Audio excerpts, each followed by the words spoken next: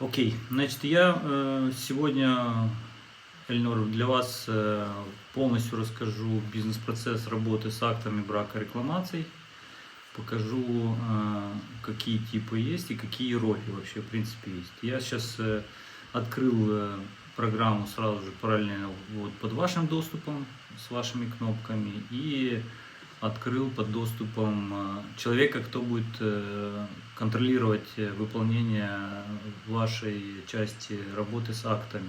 То есть я буду показывать, как коммуникация между двумя ответственными происходит. Так, еще раз, да, то есть мы будем сегодня работать с актами брака, рекламацией, и процесс начинается с того, что система понимает, кто за какой участок ответственен, за какие бизнес-процессы через роли. Вот я для вас кнопочка «Сотрудники», и здесь кнопка «Роли в системе». То есть это структура со временем у нас все расширяется. Мы таким образом разграничиваем права, кроме того, что мы там даем доступ к каким-то кнопкам функциональным, там реестр заказов и так далее. Но разделяем мы такое понятие, как там для чтения или полный доступ, или там права кому, кто ответственный за этот конкретный участок, кому будут приходить уведомления, там, либо задачи назначаться, да, письма. Это определяется вот в этой части распределения ролей. Сегодня мы рассматриваем акты брака и рекламации. Вот здесь есть отдельно раздел акты брака и рекламации. В каждой кнопке тут кнопочки информации есть дополнительно, что это за кнопка. И если сюда зайти, то вот здесь большой такой блок ролей. То есть из всех вариантов внедрений, которые мы делали по актам брака, больше всего было сценариев в разных компаниях. В итоге мы решили, что это сложно этим всем управлять, поддерживать в том числе, то мы объединили все эти сценарии, с которыми мы работали, в такую большую структуру ролей распределения. Я сейчас расскажу, какие сценарии вообще возможны. Вы в итоге, в конечном итоге, скажем так, примите для себя свой какой-то сценарий. А что мы здесь видим? Видим, что акты брака разделяются на три типа. То есть брак в цеху, да, то есть вот эта группа брака в цеху. Это все то, что в АРМ-ках в цеху на каждом участке отметили брак там полуфабрикатов непосредственно. Да, то есть нарезки, брак, прилетела там Любе с Юрия переделка, но вот этот факт отметки, что брак отметили, сразу же создается акт для Эльнора. То есть акт о том, что был брак, с ним надо разобраться, выяснить, кто там виноват, причины, и постараться сделать так, чтобы в будущем это не повторилось. Ну, то есть это все, что происходит внутри цеха. Вторая группа – это склад готовой продукции. То есть вся продукция, как только попадает на склад сканером, приходит на склад готовой продукции, и брак, который может появиться до отгрузки, это уже склад готовой продукции.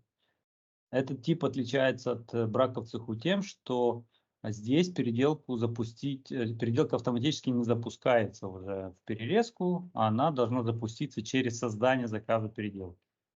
То есть тут уже создается заказ переделка, и в этом заказе переделки в случае, если там приняли решение какое-то стекло сохранить, получилось его разобрать, помыть, там, не знаю, то задача человека, кто запускает переделку, указать в технологической карте, какое стекло надо перерезать, а какое оставляем как сохраненный полуфабрикат. Вот, то есть, в принципе, здесь немножко больше кнопок, как видите, то есть тут уже есть ответственный за запуск переделки, ответственный, кто разрешает запуск переделки, потому что запускать переделку без выяснения ситуации, что можно с этим пакетом сделать, можно его разобрать или нет, как бы бессмысленно. Так можно быстро запустить всю переделку всего пакета, а на самом деле вы могли сохранить какое-то стекло, например. Вот. И третья группа – это рекламации. Рекламации в классическом понимании слова – это возврат, это претензии, да, от заказчиков. Это уже у вас была отгружена продукция, и после этого вам заказчик сказал: все, там, забирайте брак, переделывайте это, там, разбирайтесь с переделкой. Здесь немного больше ролей из практики. Почему? Потому что здесь возможен сценарий, в котором первый ответственный за обработку акта может быть менеджер. То есть есть у нас компании, в которых ответственный за приемку этих претензий, за внесение данных, какой пакет отбраковали, описание ситуации, что произошло, как бы какие-то рекомендации должен написать менеджер. А дальше он передает там специалисту ОТК, например, это проверка акта первый уровень.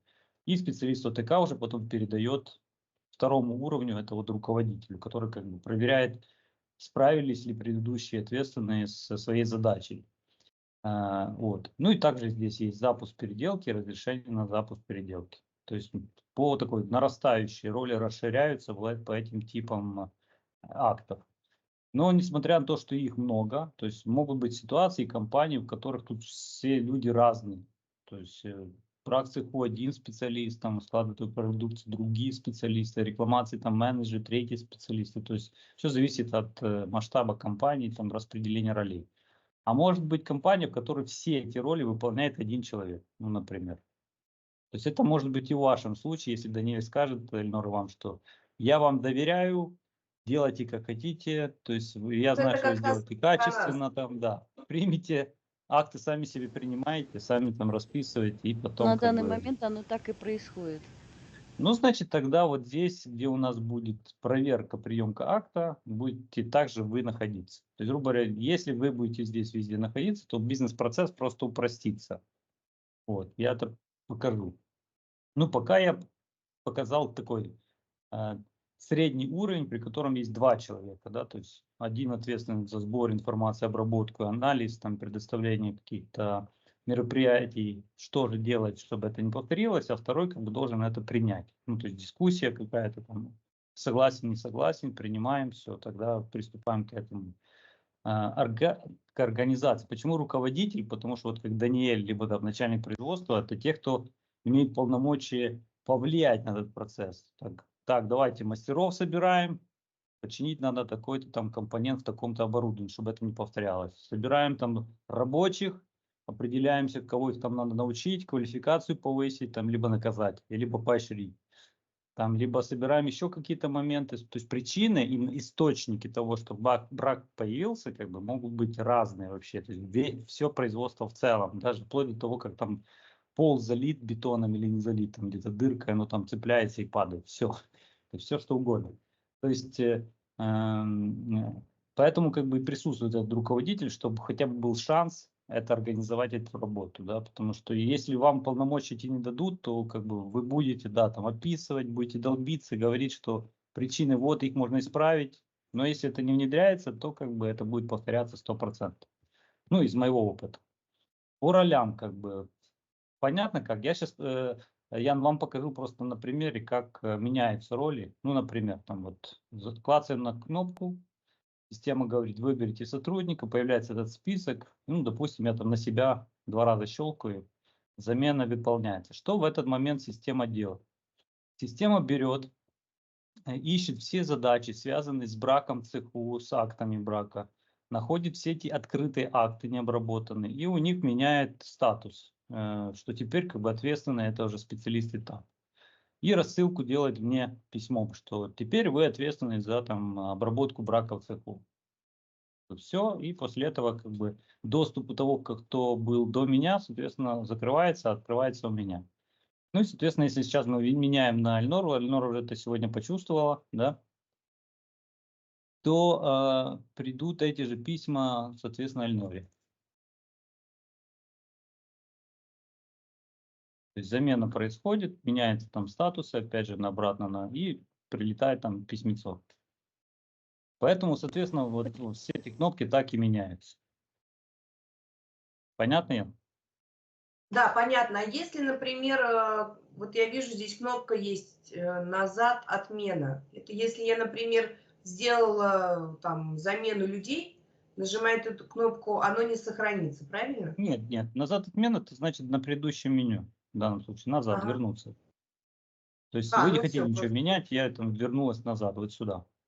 Если вы Ага. сюда находите, нажмете закрыть, то уже закроется полностью процесс, чтобы вы не клацали назад, там, а просто выход. То есть Все, отмена, ну, если вы что-то поменяли, как бы хотите вернуть обратно, то есть ничего страшного, щелкнули, выбрали обратно другого человека, не то есть принципиально. обратно. Все, я поняла. Ага, Да, то хорошо. есть отмену я не делал как бы масштабно, потому что тогда отдельная структура должна сохраняться, что было до, что после, как бы и так далее. Ну да. Вот, ну вы будете, когда будете менять, подключите меня, если будут какие-то вопросы, помогу. Да Вот, не, я это как думаю, бы, что здесь вопросов не возникнет никаких, нормально все, понятно. да, здесь Мгм. это, Хорошо. вы сюда будете заходить по двум причинам. Первое, это изначально, когда вы определитесь, то есть, допустим, если не будет Даниэля, значит, поменяйте везде, где Пьер, обратно на Эльнору, то есть, значит, везде будет Эльнора. Это Мгм. первый момент. И второй момент, если вы должны для себя решить, Эльнор, как бы, то есть это нормально, если вы, например, в отпуске, либо, не дай бог, заболеете, или еще кто-то вас будет заменять, то вот в эти моменты вам надо будет сюда просто заходить и менять на этого человека. То есть менять ответственный, и, Ну, соответственно, нас на него только, это фиксируется. нас только Яна может заменить меня, если, Ну, допустим, меня тогда я нет. на себя поменяю, да. Ну, судя по тому, как Яна сейчас, болея, работает, то я так понимаю, что вы тоже так же собираетесь, да? Ну, мы Вы так же сейчас, все работаем, в общем-то, ну да. вот. К сожалению, но факт. Окей, идем Да. дальше. Теперь как бы непосредственно сами акты. Я сейчас зайду вот под Эльнора. Как у вас это выглядит? То есть с чем вы можете работать? У вас есть кнопка «Список задач» и есть кнопка «Акты брака рекламации». То есть это там, где пересекаются вот эти задачи по актам. Мы дублируем списки задач для многих причин. Там для кому-то удобно работать через список задач. Плюс у нас есть проекты, где задачи экспортируются в CRM-системы различные, и там как бы через календари, как бы там канбаны, доски, как бы кто-то себе там удобно с этим задачей может работать. Поэтому как бы они у нас и там есть. То есть, если зайдем в акты брака рекламации, тот человек, на которого назначена роль ответственного, ему выскакивает вот это сообщение, что у вас там есть столько-то актов необработанных. Обратите внимание. У вас здесь могут быть разные акты в разных статусах. Вот я на первом акте там тренировался, я его уже принял там, да, вместо Пьера. А все остальные акты отображаются в списке. То есть если я вижу, что тут у меня там этот зеленый, этот не на мне, то есть я хочу поработать только со своими актами, например, вот здесь есть вверху кнопка становится такая, необработанные акты, это фильтр. То есть, ну, если, допустим, вы не будете работать, не будете не одна, то как бы и будут какие-то акты на другом человеке, какие-то на вас, то нажав эту кнопку, система отфильтрует только акты, которые на вас, которые нужно обработать. Те, которые не на вас, в разных других статусах, они, естественно, скрываются. А кнопка меняется на такое вот название, как «Очистить фильтр». То есть очистить фильтр, вы возвращаетесь к тому списку, который был. Плюс, что еще как бы есть в этом интерфейсе, вот, кроме вот этой кнопки? Понятно, есть фильтр там по клиенту, можно отфильтровать какие-то акты. Ну, я из практики редко видел, чтобы там им так часто пользуются. В основном это вот фильтр необработанные акты. И для цеха актуально то, что в цеху больше брака, ну, по объему, чем там на складе, чем рекламации. То есть у вас за день может там 15-20 актов прилететь, там, или даже там, все зависит от, может быть массовый брак пойти, даже может быть там 50 прилетело каких-то. Каждый акт это отдельная заготовка, отдельный полуфабрикат, который случился, что-то с ним случилось. Соответственно, для того, чтобы вы, например, не сидя на рабочем месте, пытались каждый акт себе где-то выписать и пойти с ним разобраться, вот здесь внизу есть кнопка «Также необработанные акты», но вот в скобочках «Отчет» пишется. То есть вы его можете нажать, распечатать себе и пойти в цех с каждым из этих разбираться. Что здесь есть как бы в помощь? То есть кроме того, что это номер заказа какой, то есть номер заказа вначале пишется, ну, номер акта это номер заказа плюс там обозначение, что это за тип акта. То есть это цех, брак в цеху. Когда это произошло, дата, номер заказа, соответственно, участок, где отмечали брак, то есть где отметка брака произошла. То есть там, соответственно, возле этого участка этот брак должны оставить теоретически. То есть в идеале то, что я видел, как бы для таких случаев выделяются какие-то зоны, там красные зоны там, или пирамиды, где этот брак хранится до того, как ОТК специалист их посмотрит и примет решение, выбрасывать их или нет. Здесь вот следующая колонка, это характер брака, это то, что там именно Яна наполняла, и вы, соответственно, будете вместе с Яной там, или самостоятельно расширять этот список. Характер брака это вот эти справочник отдельный, где вот мы с Яной несколько раз общались. это не причина брака, это не источник брака, там, да, вот как ошибка менеджера, такого как бы, это не характер.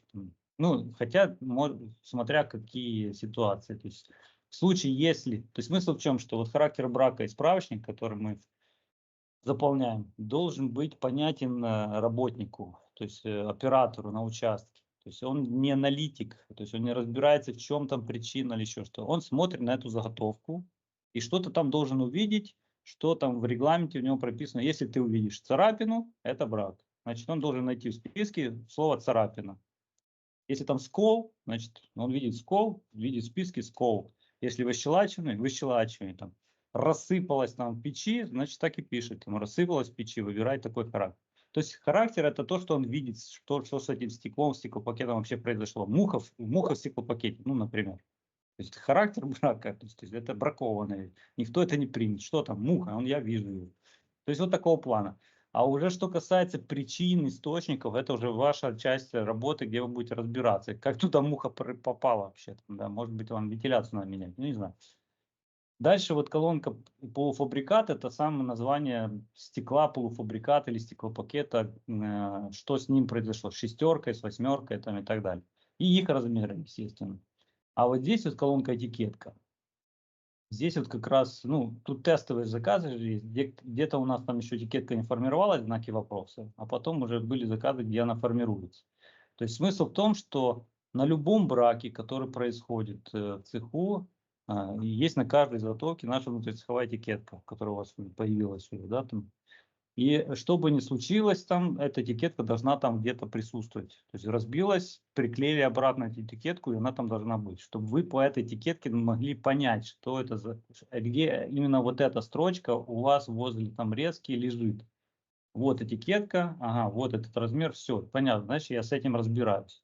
И в колоночке примечаний вы уже для себя там ручкой начинаете себе там пометки делать для того, чтобы потом вернуться к себе на рабочее место и уже акт заполнить в программе. То есть, что там произошло там, какая причина, какие-то там моменты. Если надо будет потом расширить этот отчет как-то побольше, ну, скажете, расширим побольше. То есть, ну, тут много этих колонок, поэтому там попытались их впихнуть на А4. То есть, здесь отображаются только те акты, которые вы еще не обработали. То есть, соответственно, обработали там часть, они уже здесь в этом отчете не отображаются. Ну, то есть, распечатали, пошли себе, поработали, вернулись.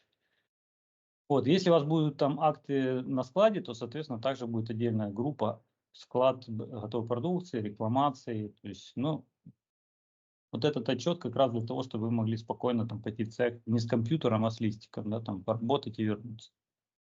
Пока понятно? А вообще эти акты нумероваться будут, то есть, допустим, первый, второй, третий, четвертый, пятый и так до конца года? Но они нумеруются только вот по этому принципу. То есть есть номер заказа и есть Мгм. номер, вот видите, цех дробь 3. Говорит о том, что по вот этому заказу, прям по номеру видно, что по этому заказу брак в цеху третий уже. То Мгм. есть здесь вот, например, по 13.40 уже 11-й брак по вот этому заказу. Итого Мгм. там как бы нумерация идет таким вот сплошняком. То есть мы не нумеруем там 1, 2, 3, 4, потому что эта цифра ничего не говорит, смотря на этот номер акта, грубо говоря. Ну, А так понятно. мы, смотря на номер, понимаем, что это за тип, Сколько какое уже уже штук было количество уже отготовлено? брака по этому заказу и что за заказ, да. То есть, ну, так, аналитически делаем нумерацию. Если вам нужен будет там номер куда-то там, ну, опять же, как бы, а что говорит о том, что у вас было 100 актов? Говорит на самом деле цифра, сколько вы денег потеряли за месяц или сколько квадратных метров вы за месяц Нет, сделали. конечно, ничего не говорит. Но я просто сейчас пока привыкаю к этой. У Ну нас да, же то есть, немножко по-другому идет. Я просто пытаюсь вникнуть, как мне это потом надо будет. Мне же еще, понимаете, мне, допустим, ладно, допустим, по переделкам, ну, грубо говоря, акт рекламации внутренних.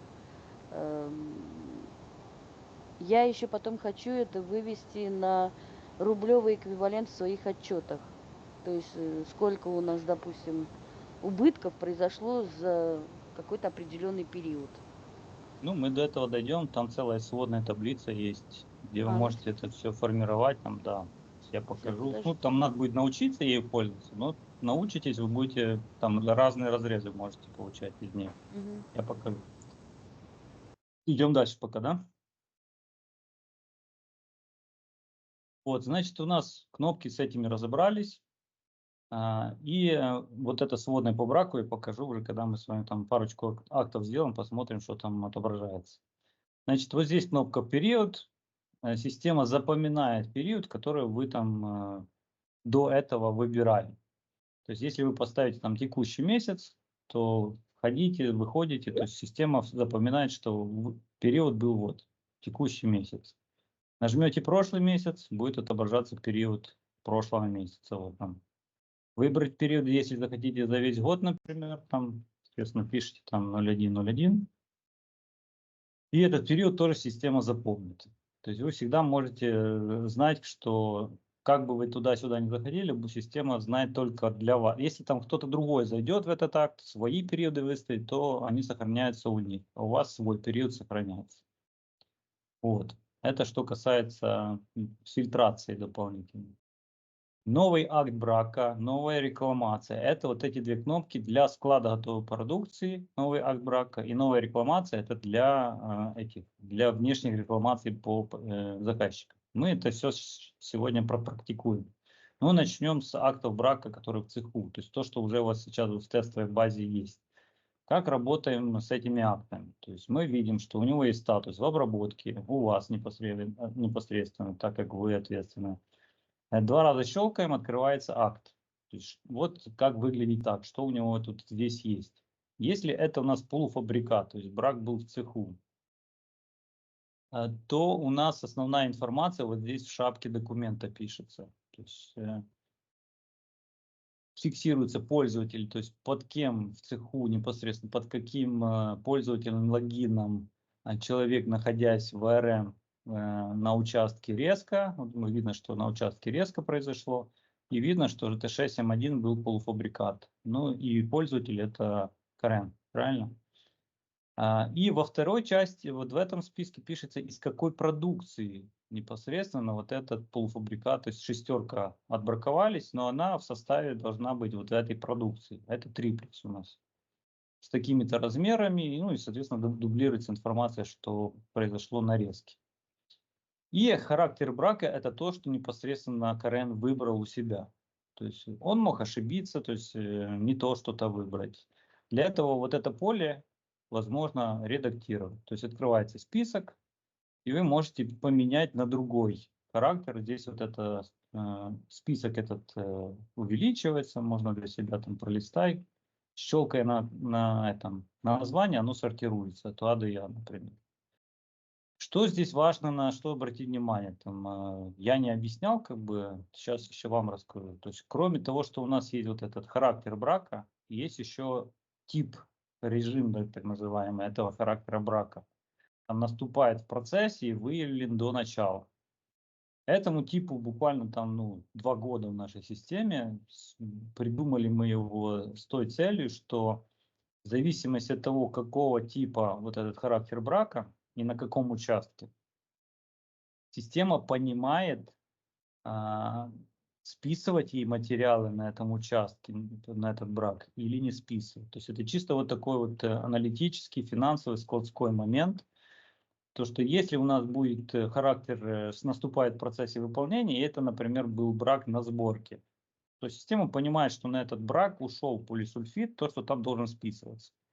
А если будет характер выявлен до начала, то все, что на сборке должно списаться, оно не спишется. Поэтому если там, например, на каком-то участке указали наступает в процессе, а вы выберете в итоге с типом выявлен до начала, то система запустит перепроводку и эти материалы, которые были списаны ранее, вернет их на склад автоматически, грубо говоря.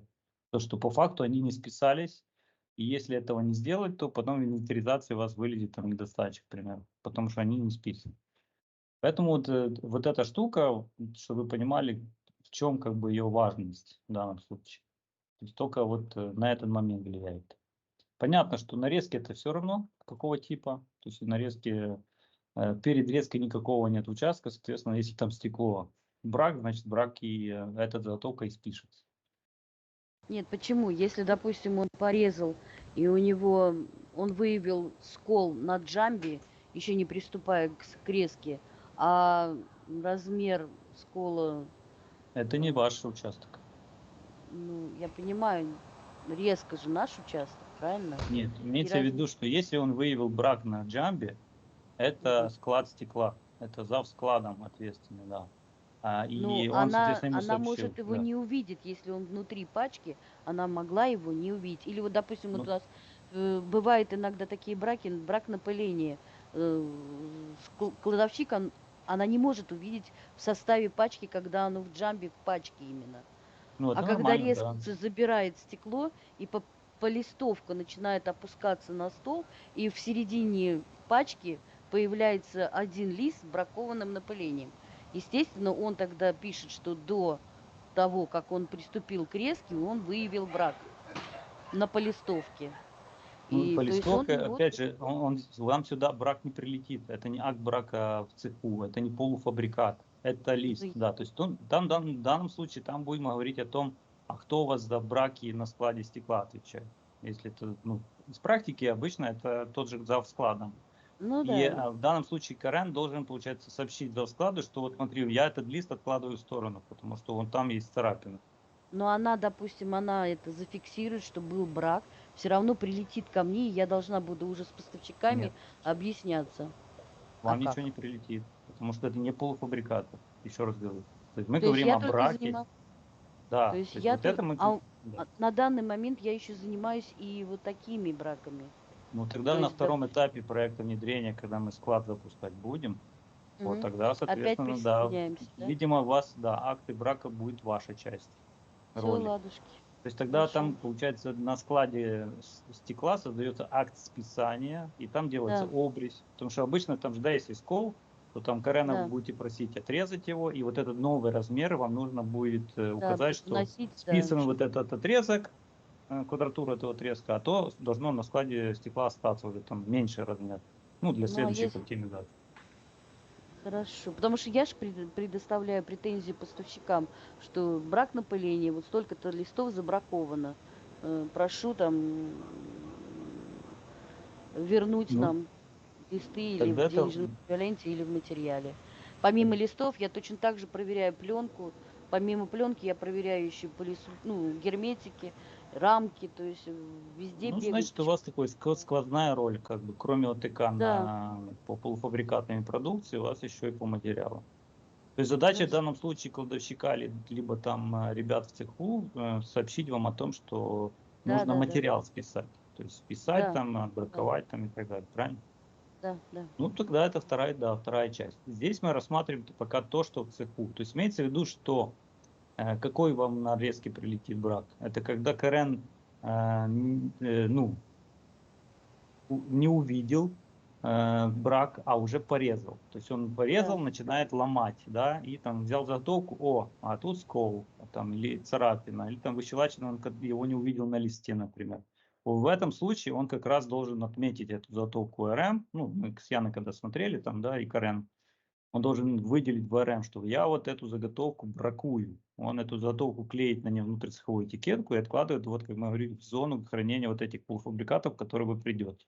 И как только он отметку эту делал, вот в этом случае создается у вас акт. Акт брака на полуфабрикаты в цеху. И что еще происходит? И автоматически Юле с Любой прилетает задание на перерезку этой заготовки. То есть, как бы, да, как бы по сути это там брак на листе, но это же в процессе выполнения задания, и тут уже как бы не по складу нужно списание делать, потому что по складу программа автоматически спишет от квадратуры заготовки и отхода на этом листе, который формируется. То есть это и так произойдет. Но параллельно создастся вот этот акт для того, чтобы вы с этим разбирались. Есть, да? Ну, чтобы понимали, как, в чем разница актов именно на складе материала, там, стекла, и пленок и всего остального, от брака именно полуфабрикатов. То есть с точки зрения учета, это как бы разные места хранения, да, этих данных. это понятно. Тогда идем дальше. Значит, ваша задача, то есть после того, как вы там посмотрели, там в цеху уже вот кто-то что-то распечатали, выписали все причины, то есть вот эти две основные, как бы, не две, два, а три основных поля, куда вносятся данные. Это вот описание ситуации, принятое решение и источник брака, вот кнопка есть. в каком порядке как бы обычно записывается. То есть описание ситуации — это в произвольном виде. Вы пишете, что произошло, что этот брак получился, либо просто, как вы говорите, то есть типа был брак в пачке, не обратили внимания, там, либо рез пошел не по резу, там, так далее, либо в процессе разлома рез пошел не по резу, там, типа, ну, то есть что произошло вообще, что брак получился. Любой текст, что вы потом, когда в этот акт зайдете, либо Даниэль зайдет, либо кто-то другой, как бы понимал, что вообще произошло, почему этот брак был, и почему там был указан вот этот характер брака скол, что произошло. Дальше как бы важно разобраться с источником брака. То есть это то, на что вы можете повлиять, чтобы это не повторилось. То есть если там Карен сам ломал, там, да, и это его навыки, значит как бы источник брака — это как бы квалификация сотрудника, скажем так. И тогда вам с этим надо будет работать, как-то его там обучить и обратить на это внимание. Если он как бы специалист хороший, а оно так пошло не по резу, значит причина что-то было в резе, возможно, в самом ноже там, да, или в диске, или еще в чем-то. Почему так произошло? Там с Кареном пообщаюсь, он говорит, ну вот там зазубринка какая-то, надо его поменять. Значит, когда вы щелкаете на источник брака, появляется такая поле, оно такое тегированное. То есть здесь в списке появляются все те источники, тут я уже игрался, 3 источника создал, которые вы будете вносить. Смысл выбирать такую формулировку источника, чтобы вы потом, вот, анализируя в отчетах, вы могли там, например, если будет источник резец, то вы можете тогда в сводной таблице все случаи, в которых был источник и резец, посмотреть, выбрать, отфильтровать и сказать там Даниэлю, ну вот у нас из-за источника резца мы потеряли 100 тысяч уже, вот. Только потому, что мы это не меняем, там, либо мы покупаем этот резец, например, у того поставщика, у которого он как бы вот такой вот глючный. Ну, то есть постоянно с ним проблема. Давайте сменим поставщика. Поэтому, то есть, если вы пишете там резец, например, то система сама автоматически ищет совпадение по буквам и предлагает вам похожие слова. То есть, если у вас уже такое название было, вы просто его там выбираете, и оно здесь фиксируется. Все. То есть, если у вас такого похожего нет, вот эти крестики, это стирает все, что там написали. Вы хотите написать, например, квалификацию. Например. Enter нажимаете, и вот этот источник фиксируется в этом акте. И в следующий раз в другом акте, если вы будете написать квалификация, соответственно, давайте проверим. Нет, тут уже не будет, тут по одному. То он вот подсветит уже вам, видите, квалификацию. То есть вы его уже можете просто выбрать из списка. Понятно, да? Я сейчас, этот акт обработаем, например, я покажу в сводной, как он по этому акту эти данные отображаются. После этого нажимаем «Применить», и у нас источник брака зафиксировался. То есть если мы еще раз щелкнем на эту кнопку, то система уже подсказывает, что уже это место возникновения уже было зафиксировано. Вы хотите заменить или нет? Если заменить, вы можете вернуться сюда и указать другой источник. Вот, а так он фиксируется тот, который был до этого. Итого, у нас есть описание ситуации, там что-то произошло, там, допустим, напишу, да. У нас есть источник брака, и вот здесь, где принято решение, вы делаете свое заключение. То есть сменить поставщика, например. Ну или как там, обучить, если мы квалификацию написали, обучить резчика. Вот, то есть у нас это поле заполнено, это заполнено, источник заполнен, и, соответственно, мы можем теперь это так передавать на проверку. Если там Яна поменяет Пьера, например, на вас, то у вас вот здесь кнопка «Передать на проверку» будет сразу с кнопка «Принять акт». То есть акт «Принять», все. И после этого запускается в работу, ну, то есть вы работаете со следующим актом. Вот, это такая общая информация по этому акту. Тут есть внизу акт-отчет, то есть по каждому акту можно сформировать печатную форму. То есть если вы там практикуете распечатку и хранение этих актов, то вы можете его распечатать, здесь там подписали, как бы как ответственный, и куда-то там в папочку их сложили для себя. То есть вот наша форма, где есть тут 3 части. Первая часть – это общая информация, где зафиксировали брак, какой был вот характер брака, источник брака, который вы определили, что это квалификация сотрудника, описание ситуации, что произошло там, да, И решение, которое вы написали, что надо сделать, чтобы это не повторилось, там, обучить резчика. Вторая часть – это непосредственно сама информация по этому полуфабрикату либо изделию. Что это было? То есть это была шестерка М1, ширина, высота, там количество, площадь и вот та себестоимость, которую вы уже там потеряли на этом стекле. Сейчас, как мы склад не запускаем, то у вас себестоимость фактическая материалов не считается, но считается переменные затраты там, в виде отдельной зарплаты. Ну, все, что там Роман дал нам, мы это вот фиксируем. На втором этапе вот здесь цифры тоже появятся, соответственно, будет себестоимость больше. И вы можете посмотреть в акте даже, то есть какие материалы в составе этого полуфабриката уже были списаны, по какой цене, по какой себестоимости, для понимания, сколько вы потеряли в этой сумме. Важный еще момент, то есть это вот акт пока безвиновный, то есть, но задача принятого решения, если виновен конкретный сотрудник, например, и это, например, чаще всего там уже не первый раз, то есть у нас вот есть закладочка виновники, и вы хотите с этого сотрудника удерживать какую-то часть себестоимости этого полуфабриката с зарплаты потом, то задача его сюда добавить.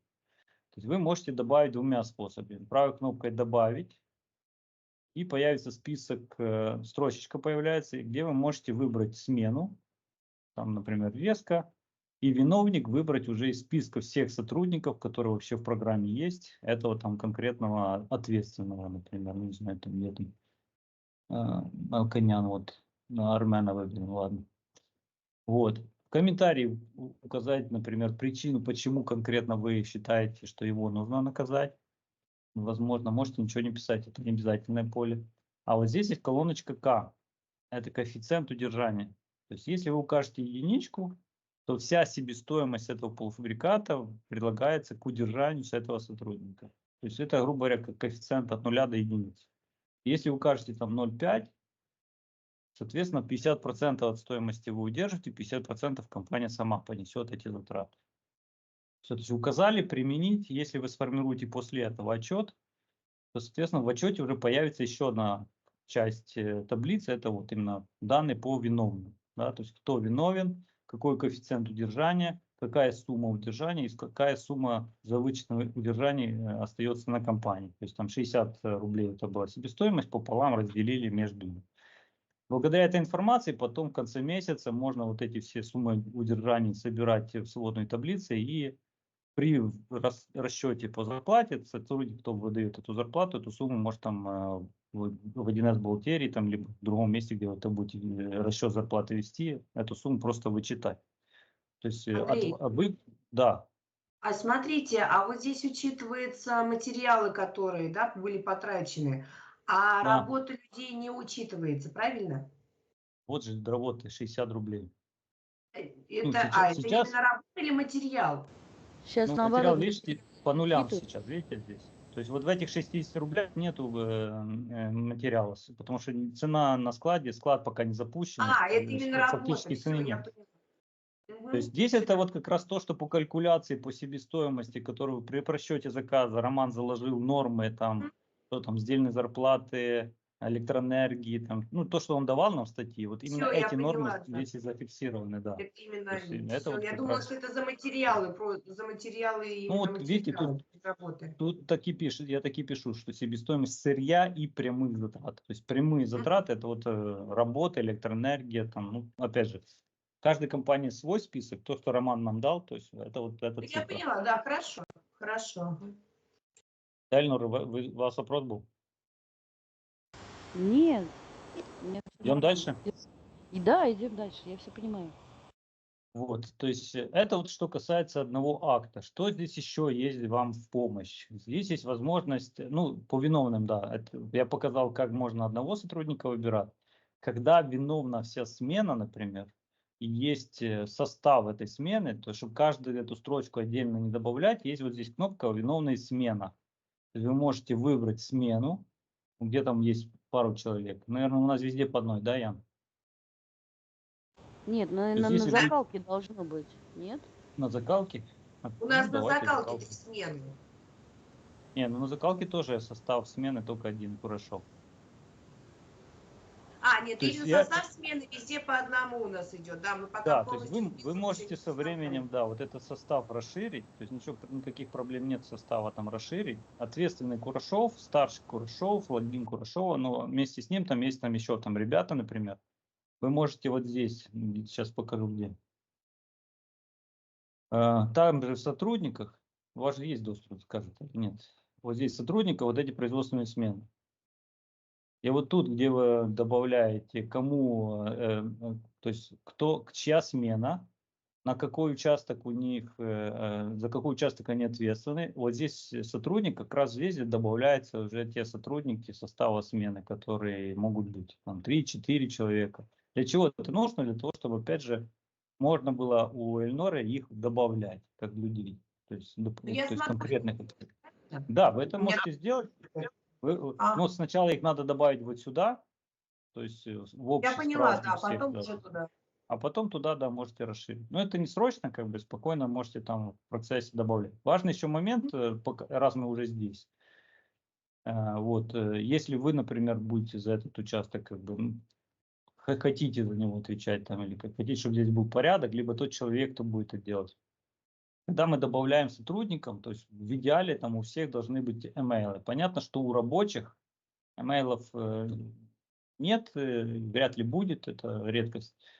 Но там, где вот основной персонал офисный, да, у вас там должны быть имейлы, и есть такая колоночка, как «Принят, уволен», видите? То есть я рекомендую, например, если мы кого-то добавили, то вот здесь есть команда в контекстном меню, там «Уволить, принять». То есть выбирать и указывать, когда принят на работу, например, там 1.01, Ну, это ж там. по-хорошему отдел кадров должен вот эту таблицу, наверное, вести, правильно? Ну, это она максимально простая для чего? Для того, чтобы как бы видеть, когда этот сотрудник вообще, в принципе, у вас здесь появился, грубо говоря, в системе, и когда у вас какие-то сотрудники будут увольняться, чтобы они здесь не захламляли весь этот список.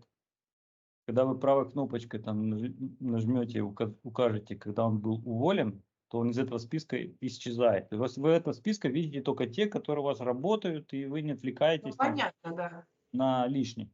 И, соответственно, все, которые вы пометили уволены, вот здесь вверху есть фильтр. То есть они попадают в отдельный список, и там просто хранятся как история. То есть нельзя удалить здесь строчку человека, который уволился, потому что по нему уже есть история, там, в каких-то документах, что он там делал, вы всегда можете посмотреть, кто это там делал, когда это делал и так далее. Поэтому мы их и сюда не удаляем, но мы их можем пометить как уволены, и тогда они попадут в список. Принимать на работу не принципиально, просто для красоты я делал, и для больше для информации дополнительной. Когда человек это у вас вообще появился здесь в базе. Ну, это просто для информации, что такая функция есть. Окей? То есть это Но внутренняя это, наша.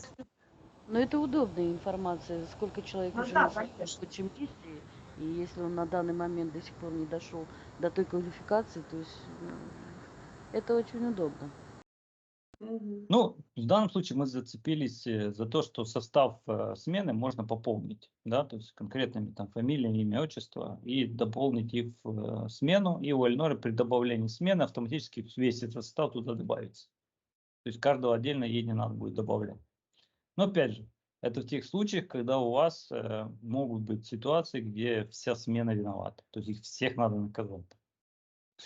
Андрей, По, а по если я, 10%. получается, а если Мгм. я в смену добавлю сотрудников, да, то есть они тогда будут отражаться уже и в армах, правильно? Нет, нет. Не, В не армии будет? отображается только старший логин, по которому заходит Ага. Курашов. То есть потому что в армах же указывается вот, то есть где у нас сотрудники, то есть добавили мы там какого-то пользователя, а потом Abdo создает вот здесь авторизация пользователей. Вот, давайте почищу. И вот здесь, когда он создает пользователя для конкретного участка, видите, он создает логин, там пароль, и здесь указывает по Все, я какому поняла. пользователю и указывает к какой смене этот пользователь привязан. Соответственно, под этим логином, когда заходит Мелконян, то ARM определяет, что это смена резко Мелконян, потому что она здесь указана автоматически, и на эту смену фиксируется готовность. Но там не отображаются какие сотрудники, но при этом, если в этой смене будет состав сотрудников, то теоретически можно какой-то отчет сделать сколько изготовила смена, эта смена там за период там, квадратных метров или метров погонных, и какой состав этой смены как бы в принципе есть. Но нам не фиксируется, какой он был на тот момент. Да, то есть у вас же состав Ага. смены мог меняться, там, и это периодически это делается. Для того, чтобы фиксировать, какой состав смены, это в ТЗ мы должны были с вами проработать вообще табелирование. То есть Ну, в одной из, понятно. ну, там 2 или 3 компании было, где мы табель создавали в программе. Но это ну, серьезный труд, где человек должен в программе его заполнять ежедневно. То есть кто был в составе, какому сотруднику, какому рабочему, какой КТУ указать, кому-то единичка, какому-то 0,5, как распределить этот фонд, который начислился. Ну, то есть это кому-то надо делать ежедневно. Поэтому Ну, не во всех компаниях как бы этим страдают. это Но самое это как, интересное. Да, это очень такой тонкий, правильная работа. Да. ну Потом это да. проще будет и начислять. Допустим, один сидит ни черта не делает в этой смене, а другой пашет. То есть КТУ, Да. оно прям очень удобно дело. Для этого, да, мы этот создавали механизм. Ну, если вы там дозреете, главное запуститься, да, то, может быть, отдельным там мини-проектом эту табель можем внедрить, не принципиально. А вот, например, если я бригаду создам, Элла потом, например, там человек в это время или отсутствовал, или еще что-нибудь, она же может кого-то индивидуально убрать из этого списка? Конечно, Я конечно. То есть имею в виду, когда уже будет акт составлять. мы Самому. упрощаем просто, упрощаем Леноре добавление просто в список. Если там 5 Ну да, я человек, то поняла. оно добавило 5, она там одного удалила просто. Ну, вот как сейчас Ага, все. Курашова, например, мы просто удалим и все.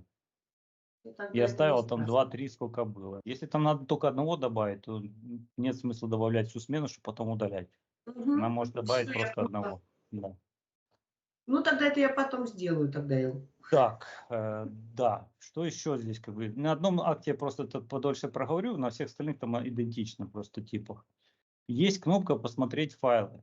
То есть эта кнопка связывает нас с заказом клиента, вот этим, по которому брак, и именно какие-то фото, ну, например, то есть, например, вы хотите по этому акту, ну, потому что такой характер брака, который вот как бы надо, чтобы кто-то потом увидел. То есть вы можете сделать фотографию, сохранить себе там на рабочий стол и потом вот сюда добавить этот файл. То есть нажимаете «Добавить», находите этот файл, там на какой-то, не знаю, там картинку какую-то. Ну, допустим, у меня там счет есть. Вот. И этот файл вот здесь в списке добавляется. Вы потом можете его потом галочкой выделяете и правой кнопкой открыть.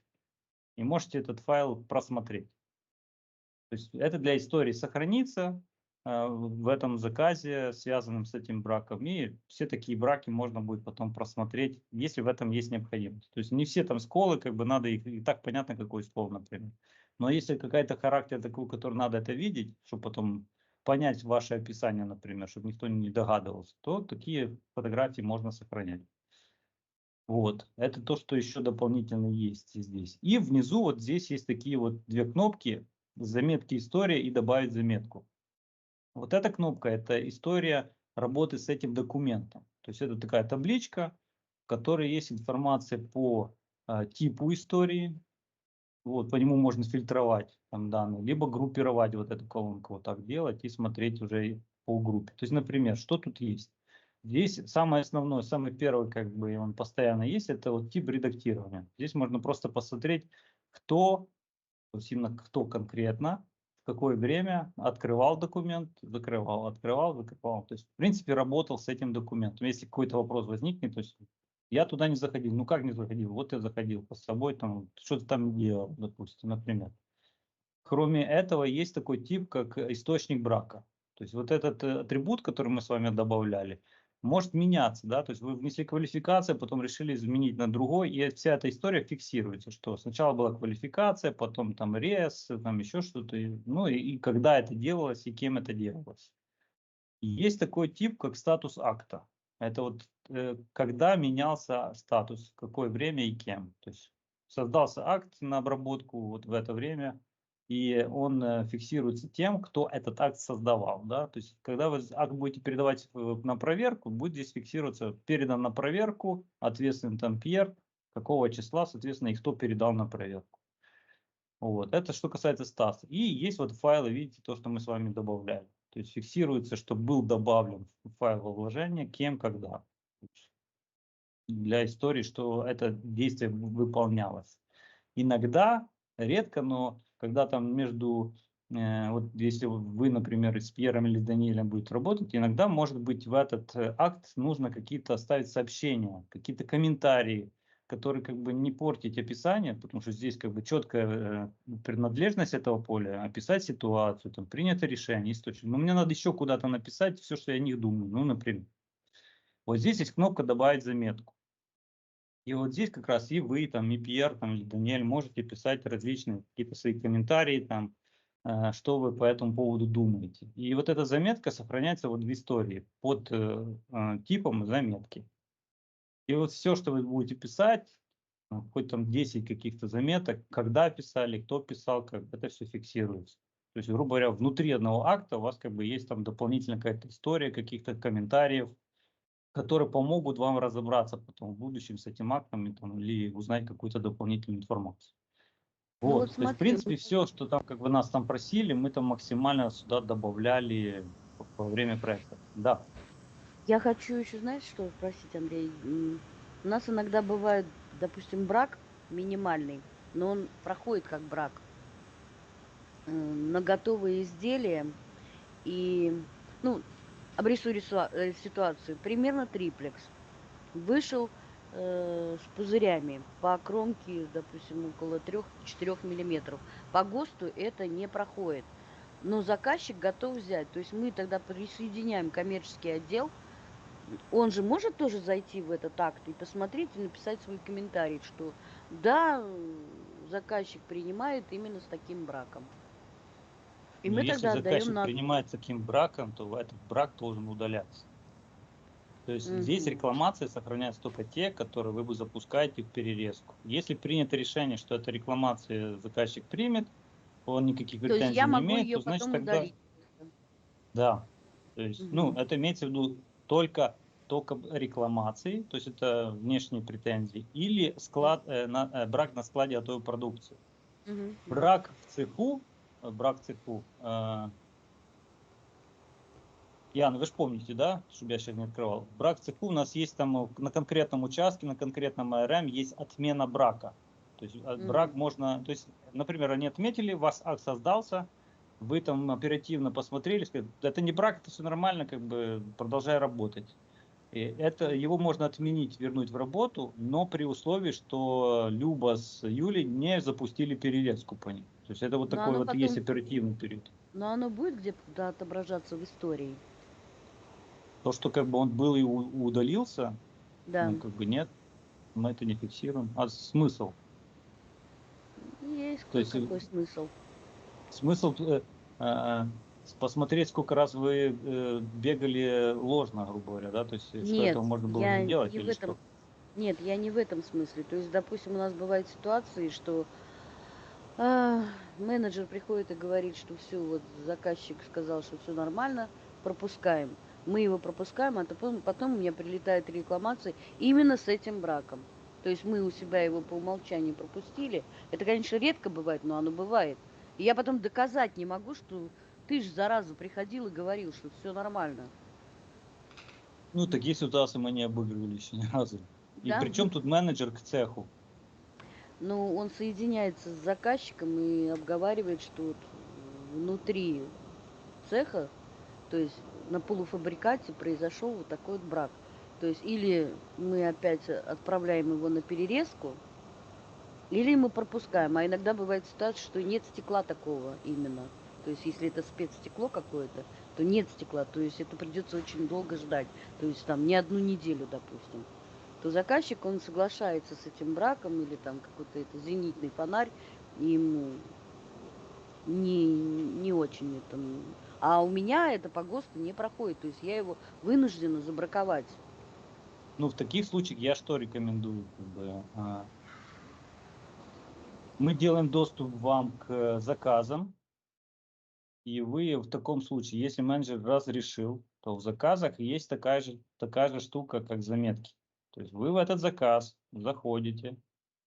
Ага, ну раз так, чтобы потом не возникало вопросов, значит, я для себя зафиксирую, либо говорите, чтобы менеджер это делал, вот кнопка заметки. Соответственно, вы сюда здесь пишете, что был брак там на такой-то позиции, менеджер созвонился, и заказчик сказал, что окей, все. Эта Ага. заметка сохранилась в заказе, и здесь в истории также вот в заметках, это всегда можно посмотреть, кто заметку ставил, какое время и так далее. Мгм. Но в данном случае желательно тогда, чтобы это менеджер делал, потому что, ну, это вы сами написали, я не знаю, зачем вы написали, кому Ну, это они, надо. они не всегда техническим языком владеют, поэтому они... Менеджеры забывают просто, как правило, у нас это Да. делать. Мы спросим, А, поэтому нам проще, быстрее, и мы будем уверены, что это будет сделано. Менеджеры, Ну, они тут помнят, там забыли и так далее. если задача только зафиксировать этот факт, чтобы потом как бы можно было посмотреть, был ли он, то есть вот у вас без проблем я доступ делаем там, и у вас в заказах будет возможность эти заметки ставить. Принимается? мгм. Да-да, конечно. Тогда идем дальше. Конечно, вовремя тут начали сверлить.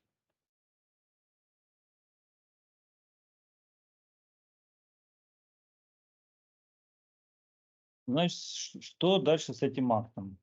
То есть, в принципе, все мы проговорили, какие есть функциональные возможности. Ну, со временем вы это все просто будете быстрее делать. Опять же, если у нас там Даниэль, то передать на проверку, акт передан на проверку, пишет система, отправляется email, назначается задача, и у вас акт становится, меняет статус на проверке. То есть, если на эту кнопку нажать, то пишется, что на проверке. То есть вы уже с этим актом не работаете, вы ждете, или не ждете подтверждения. Меняется статус, видите, то есть он стал на проверке, там, красненьким таким. Вот он, Даниэля, в данном случае там, у Пьера. А что происходит непосредственно у Пьера? То есть если зайти Пьеру, ему система подскажет, что у тебя один акт не обработанный теперь есть. То есть пришел как Теленор. Его задача просто этот акт изучить, посмотреть отчет там. И две кнопки у него. Либо принять акт, либо вам отправить на доработку. То есть если он нажмет на доработку, и он должен указать причину, почему он там вернул вам на доработку, то, соответственно, акт меняет статус. То есть это как коммуникация в системе. Меняется статус, что он на доработке, это так. Меняется, пишет, цвет меняется, чтобы вы видели у себя тоже в списке, если вы вот под собой заходите, обновить список, то вы видите, какие акты в обработке у вас первично, а какие там уже вторично. То есть что-то ему там не понравилось, что-то надо переделать. Может быть, я там не все раскрыла, всю тему, например. Когда вы сюда заходите, и у вас кнопка также становится на проверку с информацией, что это акт доработан, что вы все там исправили, нажали на проверку, он снова ушел к нему. Вот. И последнее, что он должен сделать, это его принять. Да, то есть он заходит, я под ним зашел, да, обновить статус, вот он уже снова у него на проверке, и принять акт. Когда акт принимается, кнопка меняется, акт принят, и в реестре он становится зелененьким. То есть акт То есть принят, самой все. переписки здесь не видно, правильно я понимаю? Переписка это же как бы какая? Когда он на доработку отправляет, ему система спрашивает, укажи причину. Это же как бы элемент переписки. Если Мгм. нужно еще что-то писать, мы же уже проходили, он может написать от себя заметочку, и там Эльнор от себя, он от себя. И вот в разрезе там заметок А я просто вся, туда заходить, да, смотреть. история будет, ну, вот здесь в истории фиксироваться. То есть вот Пьер писал, вот Эльнор писал. То есть можно там всю историю отсортировать по дате создания. И первая заметка, вторая, кто чего кому писал, там палки-перепалки. Нет, Мгм. ты Ну да, виноват да, потому здесь. что иногда долгие бывают моменты. Да, ну, по крайней мере, это все зафиксировано, и потом какие претензии. Вот было, факт есть. Ну да. Вот, а теперь как бы давайте на одном из актов я просто сейчас тогда поменяю статус. И раз Даниэля, например, не будет, то я покажу просто, как это будет выглядеть у Эльнор без принимающей части. Прям на браке цеху, если вот мы здесь поменяем ответственно на Эльнора обратно, ну, как вместо Пьера.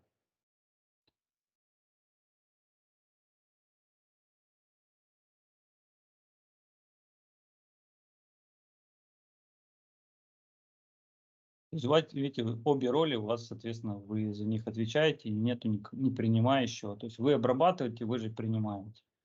То в таком случае, сейчас покажу, как это будет выглядеть. Так, надо обновить только справочники, чтобы изменения применились. Идем сюда. И, например, вот этот акт.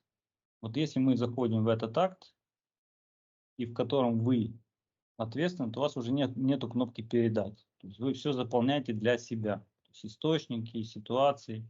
Но при этом есть проверки. То есть если вы это так не обработаете никак и нажмете «Принять», то мы проверяем, что должна быть описана ситуация. Там. Если там описали ситуацию, но не указали источник брака, например, там, применить, и такие, ну, мне этого достаточно. Нет, определите источник брака. То есть все-таки в чем же причина была там, не знаю, там диск шлифовальный,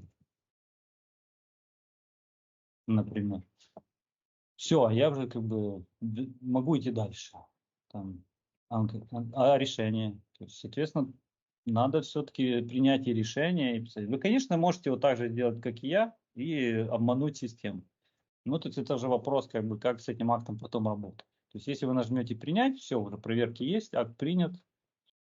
Вот. И при этом, как бы, каждый принятый акт, в данном случае тот, кто принимает акт, у него эта кнопка активна для того, чтобы вы могли вернуть себе на доработку. То есть нажали случайно, как бы я еще не доработала, хочу себе его вернуть, нажимаете «да», указываете там причину, забыла там что-то доработать. Это все пишется в истории, опять же, этого акта, и меняется статус его обратно в работе. Да? То есть вы его продолжаете работать, а в истории вот здесь зафиксировано будет, что статус менялся, причина доработки, когда был принят, и вот кто это делал, соответственно.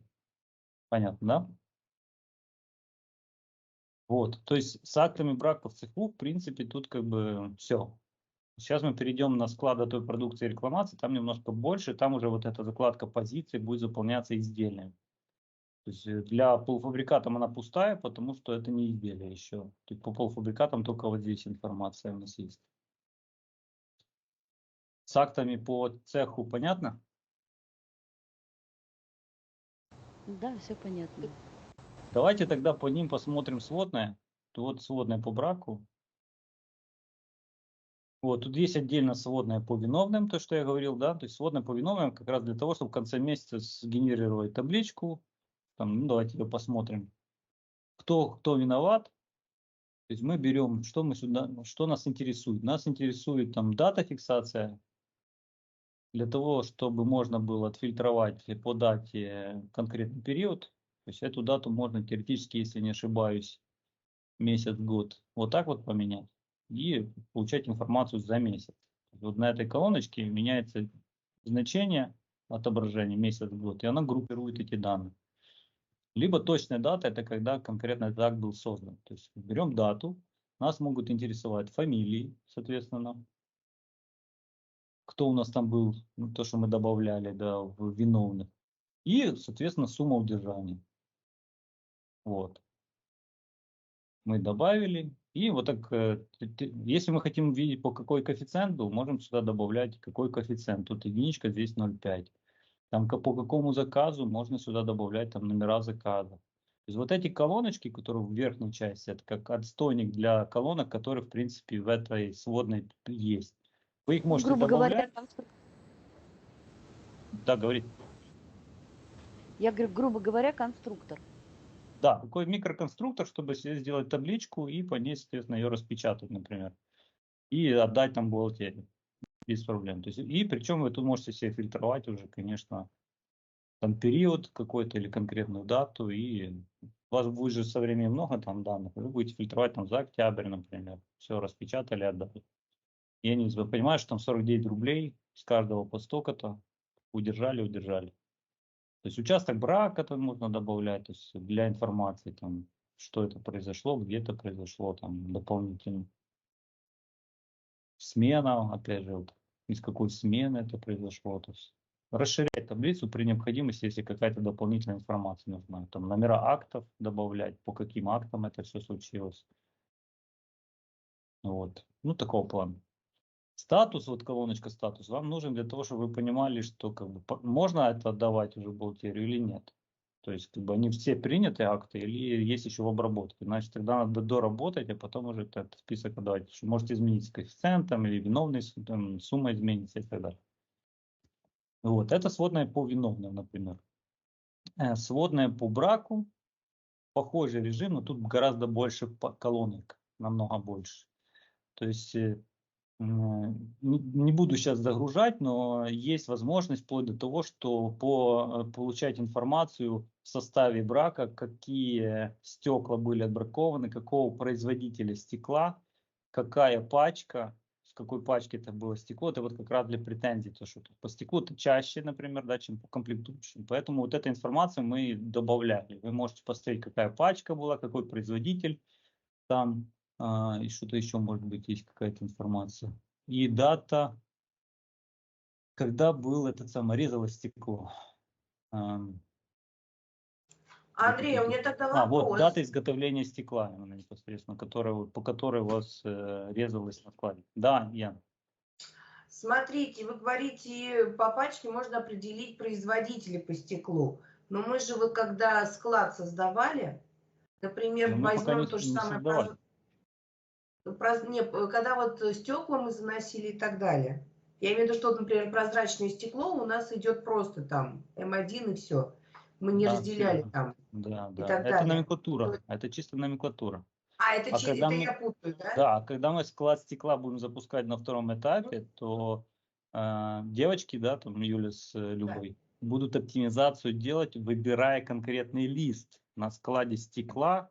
И вот мы, когда склад стекла будет приходовать на склад стекла, они будут указывать, что приняли 4 М1. Но какого производителя, Все, какого я поняла. завода, да, там, соответственно, номер пачки из этикетки не будет писать. То есть все это, если будет заполняться, то у Эльнора эта информация, все, она в доступе, она может просто сформировать там отчет по этим пачкам и там просто чеку отправить. Вот номера пачек, Все. разбирайтесь, потому что у вас какая-то там причина. То есть, а иначе, если этого не вести, то, понятно, Эльнора эти концы с концами только на бумажке где-то будет собирать долго, Ну и не факт, да. что совпадет. Все, я Вот, а поняла, здесь, хорошо. соответственно, да, здесь вот то, что Эльнора спрашивала, можно как бы формировать уже так же за период. Вот мы уже тут фильтровали, создали какие-то эти, давайте пустые уберем, какие-то источники брака, вот эти, резец, квалификация, можно это все сформировать там за период, допустим, акт фиксации брака. И вот тут у вас поменять на месяц, год, и вот со временем у вас вот прям по колоночкам может быть, сколько было отбраковано. В данном случае мы смотрим значение квадратные метры. Вот я здесь отфильтровал, там единицы измерения, квадратный метр, например. И указал, что это полуфабрикаты мы смотрим. Но тут есть еще разрез материал. Это вот то, что я говорил, что можно прям по материально посмотреть. Как в составе полуфабриката сколько было отбраковано стекла, пленки, полисульфида и понеслось. А полуфабрикат нам дает информацию о том, сколько квадратных метров полуфабриката было отбраковано. И есть еще разрез стоимости. И, соответственно, на какую сумму. И тогда вы можете строить отчеты там помесячно в разрезе мест брака, например, либо в разрезе характеров вот этих брака. Вот, например, сколы, да? То есть сколько было сколов, квадратных метров, на какую сумму.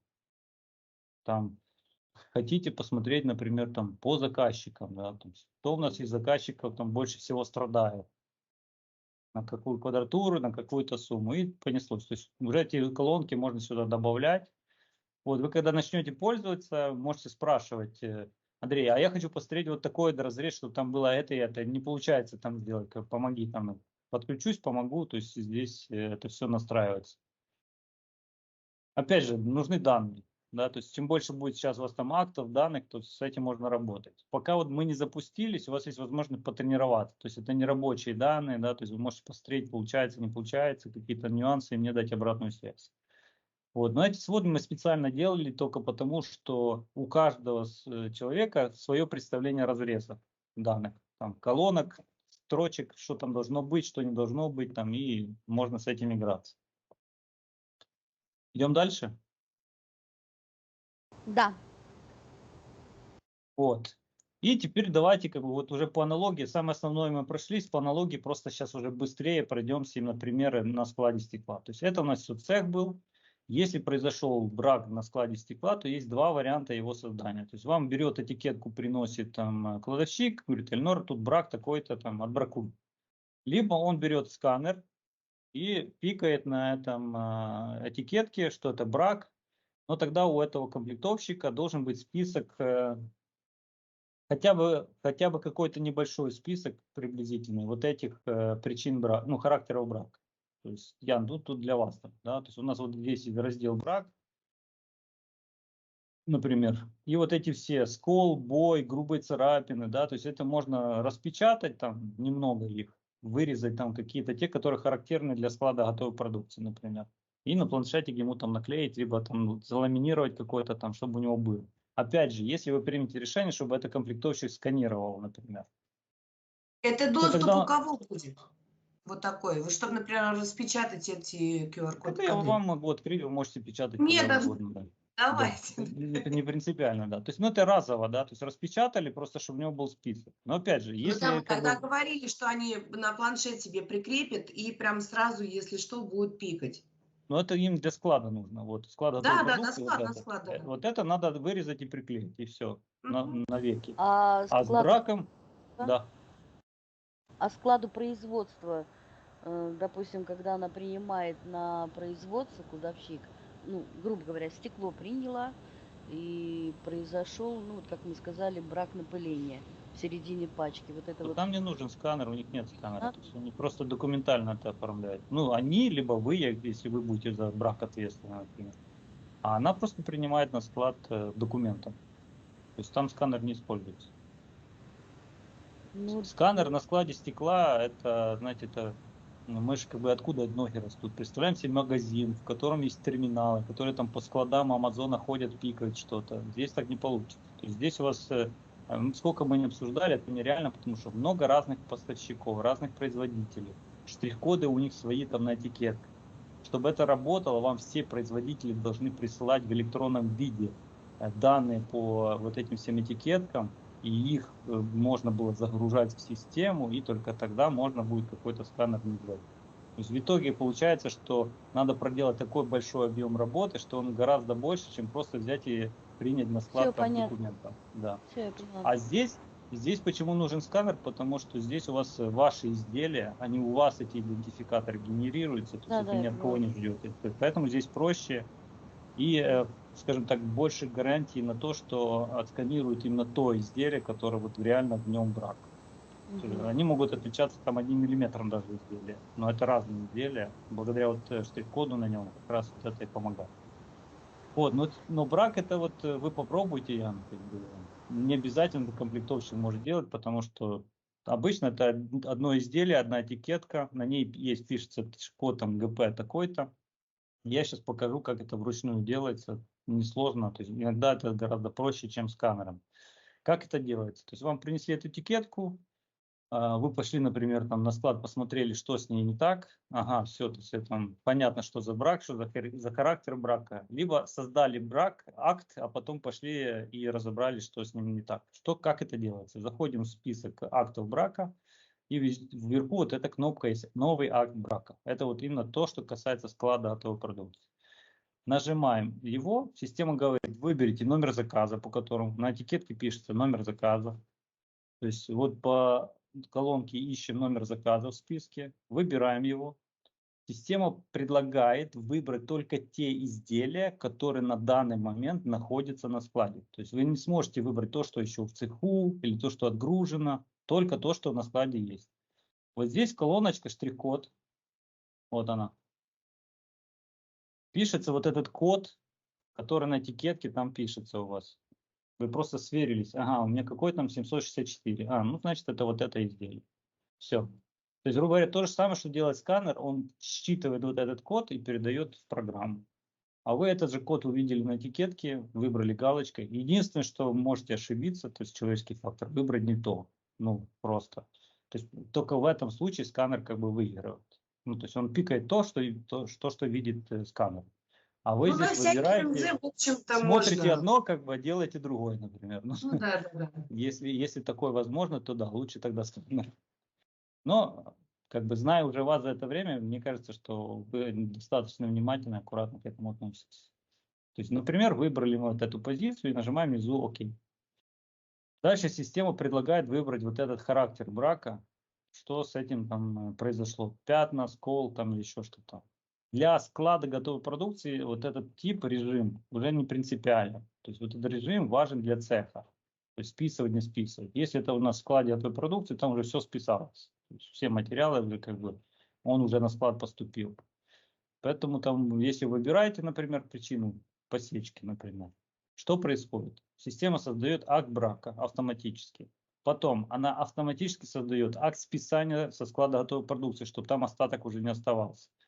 И создает автоматически заказ переделку. То есть сразу 3 документа, вот они сюда и создаются. И вам просто сообщение о том, что они есть. И этот акт открывается. Вот. Когда сканером он создается этот акт, и вам надо его открыть, и он запустит всю цепочку создания там остальных документов. То есть разница между сканером и ручным. Но виток тот же. То есть у вас открылся документ, что по нумерации. Номер акта отличается от цеха тем, что здесь уже не пишется цех, а перед номером заказа появляется буква В. Да? То есть это внутренний брак на складе. И это не цех. Когда это будет рекламация, мы тоже сейчас делаем, то здесь будет вместо буквы В будет буква R английская, то есть рекламация. То есть по названию мы сразу понимаем, что за тип акта, какой заказ и дроп 1, то есть сколько таких браков у нас уже было. То есть это у нас первый брак на складе, акт брака на складе, поэтому дроп 1. Будет второй там по этому заказу, будет дроп 2 и так далее. Что по структуре? Все то же самое по описанию ситуации, по принятому решению. Те же самые, тот же принцип выбрать, указать какой-то источник. Там, да?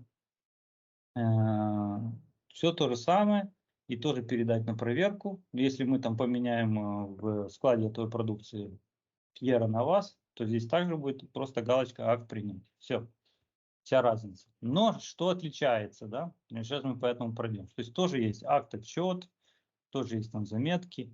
Но, как можете заметить, у нас в позиции вот здесь закладочки появилась эта строчка. То есть уже появилось само изделие с его там габаритами. Вот уже вот этот характер брака дублируется и здесь, и здесь. То есть и в позициях, и здесь. Почему? Потому что может быть ситуация, когда вы выберете 2, 3, 4 изделия одновременно. То есть со складом этой продукции уже как бы здесь могут быть присутствие несколько изделий.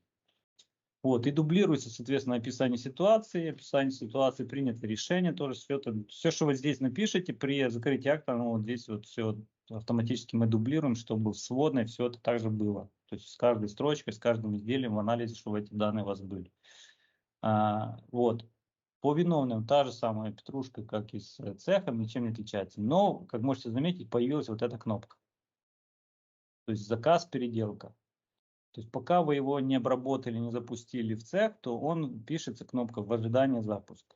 То есть если вы, например, там передадите на проверку этот акт, к примеру, да, то есть у него статус меняется, но вот сообщение, если заказ не запущен, у вас система предупреждает, запустите заказ переделку. Допустим, вы ее там все равно не запустили, давайте там у этого, у нас же тут через Пьера, у него тоже в обработке, вот он уже появился на складе. Предположим, как бы он проверил все там тоже, или вы приняли этот акт, что сейчас произойдет со статусом. Можете обратить внимание, что статус не принимается, то есть акт принят не становится. Пока переделка не запущена, акт вот такого ядреного цвета, и пишется, что статус переделка не запущена. То есть вы, грубо говоря, все там описания сделали, все описали, то есть сделали эту работу, но в первую очередь нужно запустить переделку, чтобы ее переделали. Как мы с этой переделкой работаем? Теперь это то, что новое, то, чего как бы у вас не было. Давайте там перевыберем этот акт. Вы можете в этот акт зайти, в заказ переделку можете зайти через непосредственно акт. При необходимости, если там, не знаю, мне кажется, это менее удобно, но мы знаем, какой у нас номер заказа, да? Вы это можете сделать и через список заказов. То есть вот у вас список заказов есть, как у менеджеров. Вы можете сюда зайти, отфильтровать этот заказ, Как только у заказа появляются переделки, то, как вы видите, вот тут появляется папочка, и вот с этим основным заказом связанный становится вот этот заказ переделка. У него тут такой значок, что это красненькое, что это переделка. Вот здесь вот колоночки переделка, у него галочка переделка. И у этого заказа, соответственно, он не влияет на, там, ну, на финансовую часть для заказчика, для оплаты, дебиторки, но он является частью структуры. Таких у вас переделок на переделок, может быть, я видел такие ступеньки, где там было 3-4 переделки. Не знаю как, но вот просто постоянно брак, переделка, переделка, переделка. У нас и Но это больше все ступенек сохраняется в может истории. быть. Ну, может быть, может вы увидите эти лесенки у себя. Но самый важный факт, что это не теряется, это все фиксируется. И вся эта себестоимость этих переделок, когда финансовый результат закрываете за месяц, это вот все выливается в убыток, там это все будет видеть тот же Даниэль, как бы, и руководство.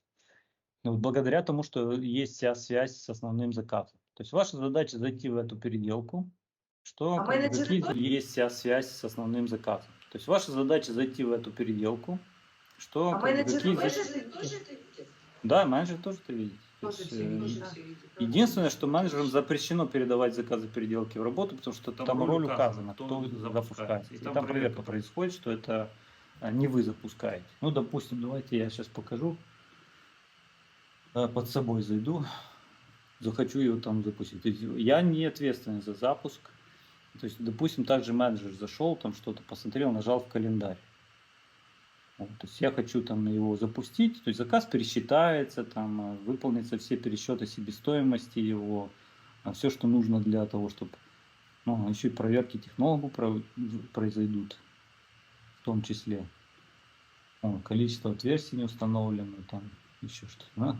Мы с такими игрались. Ну, допустим, даже если там количество отверстий укажу, тут здесь 8, а здесь что у нас? Ну, здесь тоже есть. Странно. Ну, это самый первый заказ, поэтому у нас вообще кривой там немножечко вышел, поэтому там может быть сейчас все что угодно выскочить. Давайте сейчас еще раз проверим. Да, что-то у нас там, мы что-то меняли, либо, может, мы с Костей что-то меняли.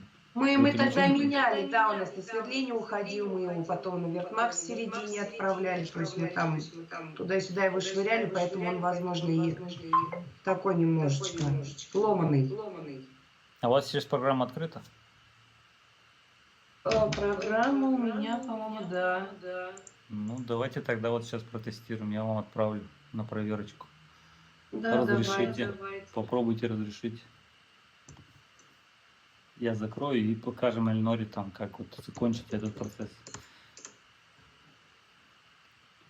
Ай, опять не на ту. У меня просто 4 удаленки или 3 открытые. Я путаюсь, в какой я сижу. Так, сейчас. Ну, пока вы там заходите, да, вот, Эльнор, Да. то есть тут, даже если вы через заказ зайдете, вот здесь есть кнопка рекламация акт, то есть вы всегда можете вернуться в этот акт, из акта можете зайти в этот заказ. То есть как бы есть и туда, и сюда можно заходить, не потеряете друг друга. Вот. Просто мы запись делаем, чтобы у вас это было, вот эти действия записаны. Если что, вы просмотрите потом, ага, да, там можно так, это нельзя, только я могу.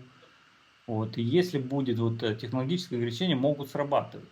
То есть это говорит о том, что что-то там как бы может поменялось. Может быть, на момент, когда заказ оформляли, там Яна с Костей эти ограничения не вносили, а сейчас они должны появиться. То есть заказ должен быть корректно оформлен, чтобы его запустить в переделку. Если вы там обнаружите, там, не знаю, как бы, то есть для чего мы создали вот эту роль отдельную, да, то есть так и называется запуск, как она там называется, пока Яна заходит. Ну, я уже зашла, я уже вот как раз отсматриваю. То есть мы назвали вот эту, видите, запуск переделки роль. То есть в некоторых компаниях это вообще отдельный человек может быть, там, технолог. Я ни на что не намекаю. Ну, да.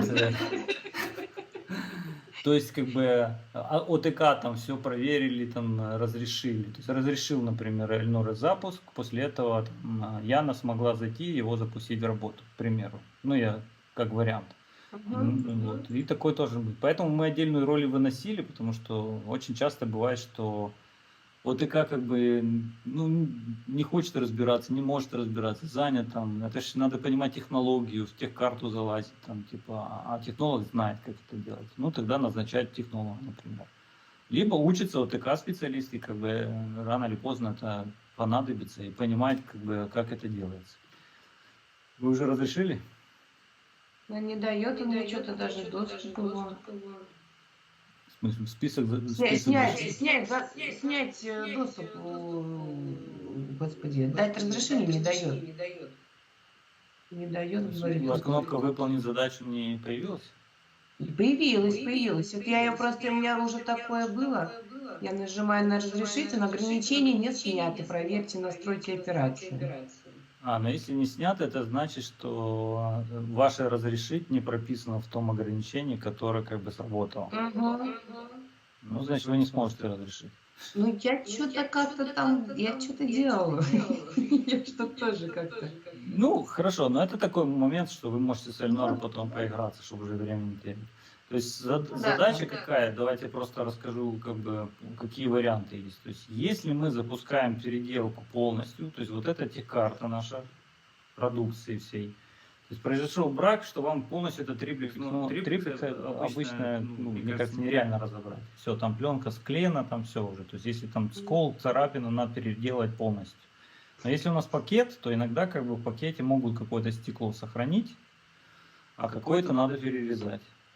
В таких случаях, если мы приняли решение, что вот это нам надо перерезать, а это нам надо сохранить, самый базовый вариант там, переделки, это мы меняем операцию резки, меняем на операцию подготовка полуфабриката. И все остальные операции мы отсюда удаляем. То есть нам они не нужны.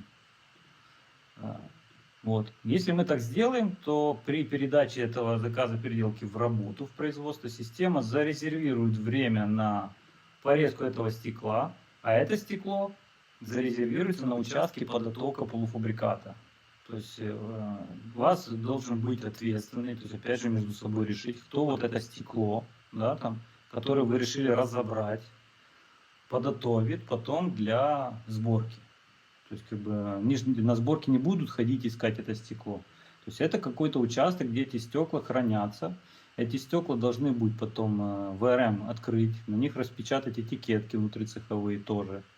И поставить на пирамиду внутрицеховую яму, как мы там, на такой же участок, просто как бы на этом участке уже стекло порезано, оно есть. То есть его надо просто новую этикетку наклеить, поставить на там К128 там, или А001 пирамиду и выполнить это задание. И на сборке тогда на мойке они уже будут знать, что это стекло надо искать на К20 пирамиде с такой-то этикеткой, а это стекло к ним придет там после закалки по стандартной схеме. Что в таком случае вы делаете? Вы тогда не тратите время на перерезку. Себестоимость этой шестерки уже посчиталась, да, то есть она уже в финансовый результат один раз есть. Второй раз ее резать не будете, списывать она не будет. И это все зафиксировано. Но при этом сохраняется себестоимость, посчитается только вот этого стекла и этих работ дополнительно. Ну и ламинации, естественно. Ну и пленки, опять же. Вот. Но если тут рамка есть, и рамку у вас получится как-то сохранить, бутил отодрать, там помыть, ну, к примеру, то тоже там можно вместо операции изготовления рамки поставить подготовку полуфабриката. Вот. В таких случаях там даже для рамки у нас есть вот, мы можем добавить здесь параметр там бутиловая лента. Если у вас случай для ремонта таких пакетов используется лента. То есть вот тогда она добавляется, и она списывается вместо бутила, списывается лента. То есть тут уже расширять можно настройки переделки так, чтобы у вас списывалось ровно то, что вы по факту будете делать с этой переделкой. Вот, это вот нюанс, когда вам нужно частично перерезать. Поэтому желательно до склада готовой продукции не доводить изделия, если там очевидный брак цеху, потому что брак цеху он гораздо оперативнее переделается, там автоматом любит прилетело, допустил перерезку и понеслось. А здесь как бы длиннее путь уже. То есть тут надо разобраться, что разбирать, что не разбирать, запустить этот заказ переделку. Вот, это вот то, что отличает акты брака в цеху от актов брака на складе. Андрей, а Есть? можно вот еще я уточню кое-что? Я, может, просто Да. не расслышала ничего по поводу стикеров на то стекло, которое мы откладываем на время. Это Да. его Да, кто вот должен, я тоже. кто должен печатать? Откуда Это оно должен должно? тот, кто должен вот это стекло подготовить. То есть, как у вас обычно сейчас происходит, расскажите. То есть, если вы разбираете какой-то стеклопакет и какое-то стекло сохранилось, кто ответственен за то, чтобы это стекло дошло до того участка, где оно будет переделываться, ну, то есть до сборки. И чтобы на сборке поняли, что это стекло от этого изделия, которое нужно переделать. Ну, Кто это делает? У нас вообще стеклопакет этот отгружается, то есть на сборку. Ребята его разбирают. Диспетчер, который сейчас у нас находится на производстве, бегунок наш, ей дают эту переделку. Или, как правило, склад иногда звонит в ПДО и сообщает об этой переделке. И она уже оформляется, режется и так далее. А вот этот пакет, он в разобранном состоянии, или, например, его пока не разбирает, он стоит, ждет тот стеклопакет. Тогда у вас на сборке, да, то есть там, где рамка, например, то есть вы определитесь, где это разбирать, там, на мойке, на прессе или на вторичке, да, то есть у вас 3 РМ есть для того, чтобы определиться, где это будет разбирать, например. На этой РМ-ке добавляется вот этот участок, подготовка полуфабриката. И как только вот Эльнора запустит этот заказ переделку туда, то есть они там, вы туда передали, для чего? Для того, чтобы Эльнора определилась, допустим, да, что там можно разобрать. То есть она акт создала, переделку запустила, как бы, и этот пакет принесла там, она или там сказала грузчику кому-то занести на этот участок, чтобы они разобрали, и оставили шестерку, а 8 выбросили. Ну, например, да? Ну да. Вот, как только Эльнора запустит заказ переделку, Люба запустит это в работу, у них появится на этом участке в РМ подготовка полуфабриката задание на то, чтобы эту шестерку, которую сохранили, они подготовили для мойки. Раз это все делают ребята, то они просто эту шестерку возьмут, отметят там готовность этой шестерки, на ней вылезет этикетка внутрицеховая, они ее приклеят, поставят на пирамиду и откатят на мойку. Все. Она прям сразу получается, как отдельная смена задания у них выскочит в строчке. Да, правильно? да, отдельное задание, Там да, точно. на это стекло, да, все верно. И Там тогда на понятно. мойке, а на мойке в обычном режиме просто они ждут то стекло, которое перерезается в Любы. Ну Оно да, дошло там на другой пирамиде, с другой этикеткой. Они в себе на мойке видят, что им нужно первое стекло с этикеткой такой-то, а второе стекло с пирамидой, которая сохраненной, с такой-то этикеткой. Они пострели. Главное, чтобы у ребят на мойке, понятно, была зона какая-то для таких пирамид, где у них там лежат сохраненные вот эти стекла. Они всегда там голову повернули, там стекло есть, этикетка есть. У меня в программе написано, что на этой пирамиде на такая этикетка совпала, значит это оно. Все, добавил и пустил переделку. То есть это системно, тогда никто нигде не ищет, не бегает. Ну, вы сейчас там маркерами по ходу пишете, а тут просто будет в системе этикетка там. И, Ну, и я поняла, пирамида да. будет, опять же, да. Хорошо, ага. То есть это такой способ решить вот эту проблему через вот разбор вот этого пакета. Мы там сейчас запланировали с Сергеем там в ближайшие 2-3 месяца мы вот эту систему еще усложним. То есть, ну, усложним в плане, скажем так, работы, но упростим в плане ситуаций, которые могут возникнуть. Какие вот сейчас у нас в этом базовом режиме не предусмотрен вариант, в котором у вас каким-то образом почему-то на сборке даже вот это сохраненное стекло тоже его разобьют. Вот да, То есть, я если поняла. они это сделают, значит они должны тоже принять на склад, Эльноре создать акт, и она запустит другую переделку, в которой она эту шестерку восстановит, вот эту цепочку, а у этой наоборот заменит. И запустит снова переделку. Ага. И это может там быть, там, ну, не знаю, как я говорил, по структуре там 5-6 раз, как бы такое и есть. Минус в том, что как бы, что это нужно делать. А мы хотим сделать так, чтобы вот эту подготовку не делать, да, там, ну как, мы хотим, чтобы был отдельный документ, который называется ремонт стеклопакета. То есть его создают, ну, вот Эльнора создала акт, в этом акте появится кнопка ремонт стеклопакета. И там вам нужно будет указать, то есть какой пакет сохранить. Вы говорите, вот этот полуфабрикат, там, например, сохранить. И вот эта система сама автоматически там сохраняет этот полуфабрикат в базе. И когда будет брак на этом полуфабрикате, на вот этом, то уже не нужно принимать на склад, а запустится переделка в цеху, как и сейчас это запускается, автомат. То есть, но опять же, при условии, что они это сделают на сборке, например. Они отметят изготовлено, а потом как бы, ой, там надо было там, ну тогда уже тут без вариантов снова Элеоноре придется вот эту цепочку прогонять.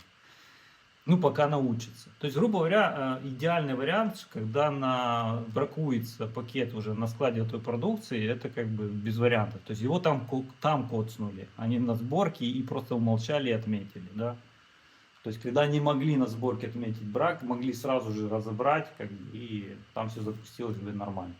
То есть, в случае, если вот мы когда сборку с вами проходили, в случае, если происходит брак на сборке, да, то есть они не отмечают готовность, они отмечают, вот это стекло отбраковали, второе стекло, у них там есть вариант кнопочка переместить.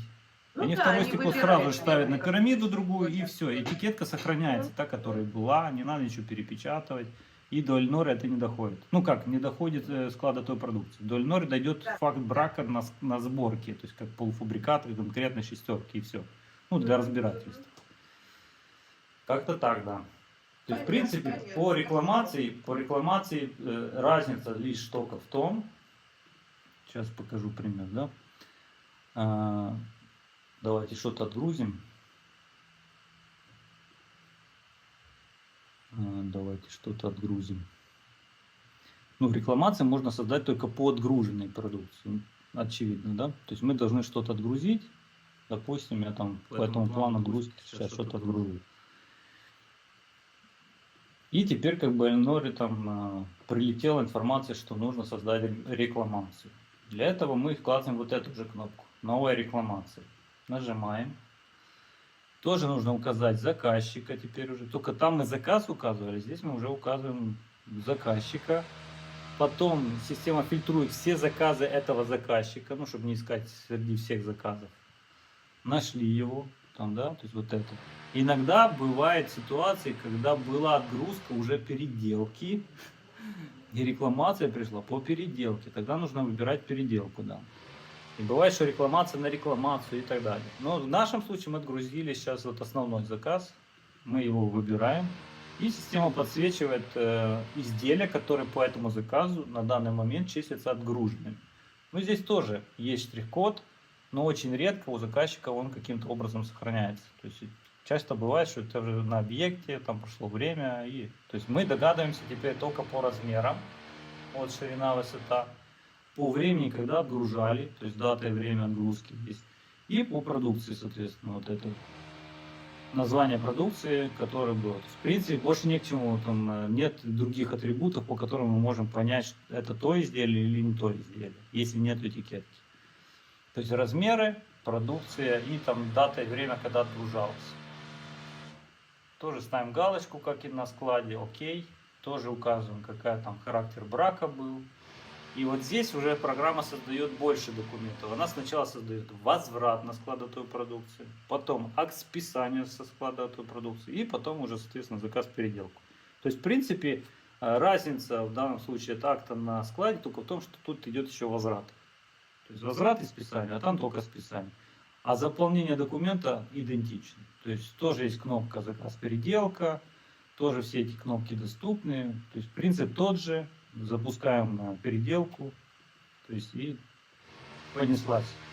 То есть если мы эту переделку сейчас запустим, например, да, вот я разрешил запустить, то вы нажимаете в календарь, как бы, и заказ передается для Любы и для Юлии для работы. То есть ждем результата, все, заказ разнесся, и кнопка в календарь меняется на кнопку из календаря. Все. То есть, так как ваша роль, то система не запретила вам это сделать. Вы запустили спокойно. И вот в календаре, пишется, да. в календаре у девочек просто высвечивается как заказ. То есть они не видят, что это рекламация или еще что-то.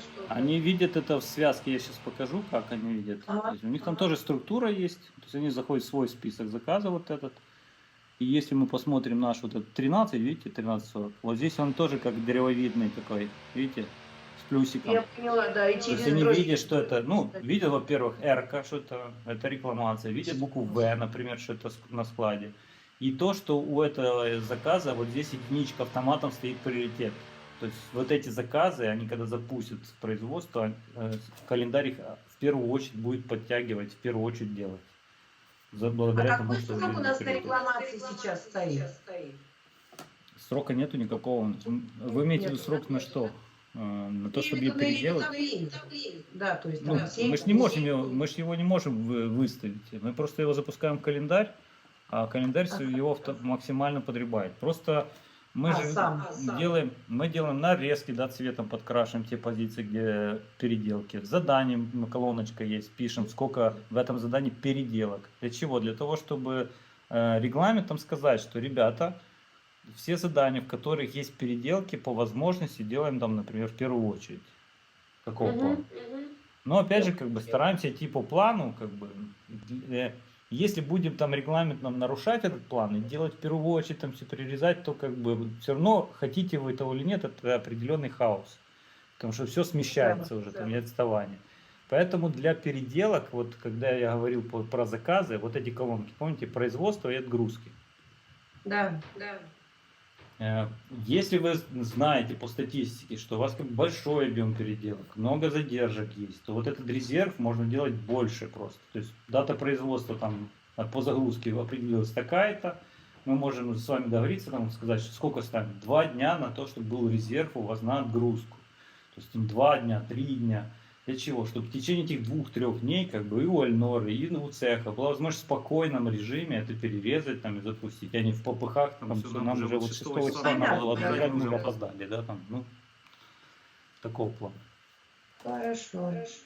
А если вы уже успеваете, брака у вас там меньше, Альнора сейчас там анализирует как бы мероприятие, все, брака нет, она уже сидит там, отдыхает, то тогда можно резерв ставить там час. У меня вопрос. У нас Да. машины, которые наши харвовские, отвозят готовую продукцию заказчику. Если происходит свой именно на наших машинах, то есть как мне это оформлять? Транспортный значит? отдел вообще, как это оформляется? Ну это та же рекламация, потому что уже отгрузка произошла. Да, вот Вот, я о чем да. я говорю. То есть вы также вот делаете через рекламацию. И еще, Через Андрей, рекламацию, да. меня Вы щас можете, такая извините, что перебью буквально, вы можете там создавать потом какой-то возврат без рекламации, потом, но это создает проблемы бухгалтерии в первую очередь. Да, то есть если мы будем делать возврат, значит бухгалтерия автоматически должна переделать реализацию. То есть переделать, удалять реализацию, делать как бы новую реализацию на остаток. Это вот такой геморрой, если это не в потоке работает. То есть чаще всего реализация остается, да, вы вернули себе на склад, то есть на самом деле это выглядит то же самое, что вам заказчику эта машина довезла, этот пакет. Ну да, он разбился на машине, но заказчик, принимая, у него же накладная с этим пакетом, он прям накладной вычек делает. То есть практически как будто он заявляет о претензии. То есть, ну, брак произошел. Просто это источник брака, не заказчик, там где-то на объекте, а ваш водитель, да. То есть вы в источнике брака можете указать транспорт ваш или пирамида на борту, борта, то есть как бы, то есть это, грубо говоря, как в цеху пол там кривой, так и здесь именно с машиной что-то не так, или с водителем, либо с киперными лентами что-нибудь, затянули просто, перетянули, например, да, там, и там была кочка, и все, и произошло. Ну, я, это... как правило, требую фотографии и подкрепляю каждой рекламации фотографии именно с определенным браком. То есть, допустим, даже если 100 стеклопакетов, то на каждый стеклопакет у меня идут фотографии. Правильно, да. Ну и вот сюда вот просмотреть файлы, вы прям сюда их и добавляете. Да, То есть добавляете, чтобы у вас здесь были в этой рекламации. То есть в отличие от брака в цеху, там фото сохраняется в основном заказе. А и не обязательно. А для склада и для рекламации они сохраняются непосредственно в заказе переделки. И тут как бы к каждому заказу относятся только его фотографии, то есть тут не запутаешься. Да. Ну и опять же история, его к вам вопрос не будет, и вы вспомните, что там было.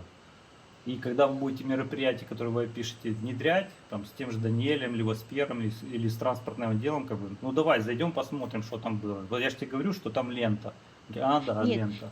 я еще, знаете, что спрашиваю? Кто конкретно, откуда я узнаю, что у меня транспортный отдел привез бой? Они иногда это не говорят просто, я узнаю уже постфактум. То есть, когда у Ну, меня вот до менеджера доходит информация от заказчика, и я буквально через 2 дня узнаю, оказывается, у меня возврат был на машину.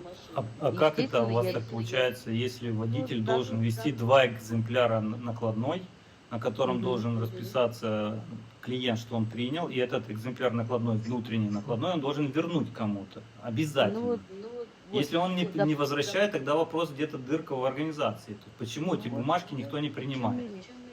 Ну, То есть в данном Есть случае эта договор- бумажка должна доходить до вас, наверное, чтобы вы убедились, что там нету Мгм. вычерка, и только тогда возвращали это в бухгалтерию либо в транспортный отдел, ну, например. И вы понимаете, что вот машина была, как бы, а бумажка где? Алло. не, ну в бумажках они прописывают, это я знаю точно. Сами Значит, эта заказчики. информация есть. Только вопрос, почему она там где-то теряется, Сразу только потом не уже приходит, да. сразу не приходит. Да. То есть надо Ну, это разобраться, вопрос почему сразу не комиссии. приходит. Да, да. Все хорошо, спасибо. Все, ваша задача сейчас, Ян, мы в принципе как бы все прошлись. Моя задача там максимально сейчас вам раздать доступы. Важный момент, что я уже вот начиная там с актов и разрешения на доруску добавляю уже в систему активно инструкции. В этом вот конкретном случае я тоже хочу вам показать, вот Эльнора, Яна, вот здесь вот кнопка инструкции. То есть для актов я их уже обновил. Вот вы когда нажимаете, у вас здесь вот появляются кнопки. То есть отдельная инструкция, брак в цеху. То есть просто если щелкните, у вас откроется PDF-ка. И весь документ с тем, что мы сегодня с вами проговорили.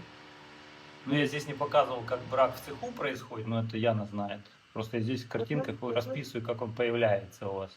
Все вот это расписано, как этот акт обрабатывать, куда сообщение приходит. Ну, максимально подробно я вот это все расписал. Кроме того, что здесь сейчас у нас будет с вами видео, есть вот эта инструкция. По всем вот этим 3 типам актов у вас есть в цеху, на складе готовой продукции, отдельная инструкция. Вот с этими гиперссылками можно там переходить на конкретный пункт и возвращаться там к содержанию. И по рекламациям в том числе, да, там вот рекламации. И по причинам вот этим, по характерам брака отдельно вот как этот справочник вести. То есть что за справочник, небольшой, как бы, но вот это я тоже описал. И вот эти инструкции сейчас будут все больше и больше появляться, чтобы когда мы примем решение запуска, то есть у каждого там и у менеджера, там и у транспортного отдела были вот эти кнопки доступа. Ну и по сводным по браку, кстати, да, вот здесь инструкция, я расписывал, как со сводными работать. Какие колонки что означают для вас, чтобы вы могли самостоятельно. Какие разрезы и примеры я тут делал, например. Вот это все вот тоже большая инструкция по сводным. Ну и тут еще даже расписано, как себестоимость, которая в заказе считается, отображается уже непосредственно в этих браках. То есть есть калькуляции, вот как это все расшифровки тут можно посмотреть. То есть такой большой кусок. Вот, для того, чтобы можно было с этим работать. Поэтому задача сейчас вам на том, что есть тестировать, там просить Яну какие-то заказы вам запускать, чтобы вы могли там браки делать себе, например.